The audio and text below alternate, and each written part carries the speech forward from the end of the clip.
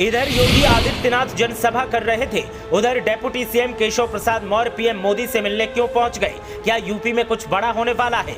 मोदी से मुलाकात के बाद डेप्यूटी सीएम ने कह दी इतनी बड़ी बात, प्रदेश की सियासत में हलचल और हो गई तेज। पीएम मोदी से देखिए क्या हुई बात। राजभर के एंट्री लेने के बाद बीजेपी में बदल रहे हैं समीकरण, किसी की कुर्सी जाने का खतरा तो किसी को कुर्सी सौंपने की हो रही तैयारी।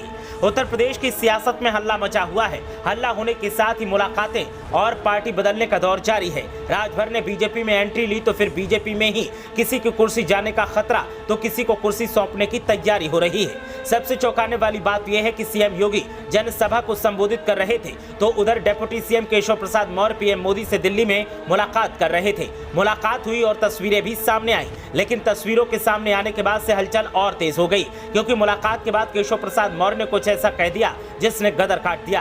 केशव प्रसाद मौर्य ने एक तरफ तो मोदी की तारीफ की तो दूसरी तरफ कुछ ऐसे संकेत दे दिए कि उत्तर प्रदेश में कईयों की कुर्सी हिलने का संकेत मिल रहा है। और ऐसे में अब जहां दावों का दौर जारी है तो वहीं कई लोग दावा कर रहे हैं कि केशव प्रसाद मौर्य का प्रमोशन होने वाला है। यूपी में बीजेपी और सुभाषपा के बीच गठबंधन के बाद केशव प्रसाद मौर्य पहली बार दिल्ली के दौरे पर आए। डेप्यूटी सीएम केशव प्रसाद मौर्य ने तस्वीरें शेयर करते हुए कहा कि आज संसद भवन में गरीबों, पिछड़ों, आदिवासियों और वंचितों के उत्थान के लिए अपना सर्वस्व समर्पित करने वाले विश्व के सबसे लोकप्रिय नेता प्रधानमंत्री नरेंद्र मोदी से हाथ में भेंट कर उत्तर प्रदेश के समग्र विकास से संबंधित विषयों पर मार्गदर्शन और आशीर्वाद प्राप्त किया। व्यस्ततम दिनचर्या से अपना बहुमूल्य समय प्रदान करने के लिए प्रधानमंत्री का हृदय तल से आभार व्यक्त करता हूं। इसके अलावा डेप्यूटी सीएम केशव प्रसाद मौर्य और डुमरियागंज के बीजेपी सांसद जगदंबिका पाल के बीच की मुलाकात भी हुई और ये मुलाकात भी सुर्खियों में है।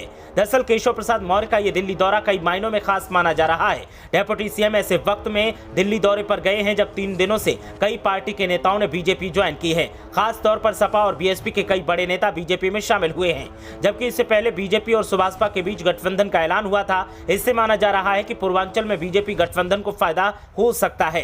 हालांकि इस गठबंधन में अभी तक सीटों को लेकर कोई बात नहीं बन पाई है। सूत्रों की माने तो सुभाषपा 3 सीटों पर चुनाव लड़ना चाहती है, दूसरी ओर बीजेपी 2 सीटें ही देने के लिए तैयार है। ऐसे वक्त में केशव प्रसाद मौर्य का ये दौरा कई मायनों में अहम माना जा रहा है। अब देखना यह है कि दौरे के बाद उत्तर प्रदेश की सियासत में क्या नया देखने को मिलता है और किसके हिस्से प्रमोशन आता है और किसको डिमोशन का तोहफा दिया जाता है। ब्यूरो रिपोर्ट, मीडिया हलचल।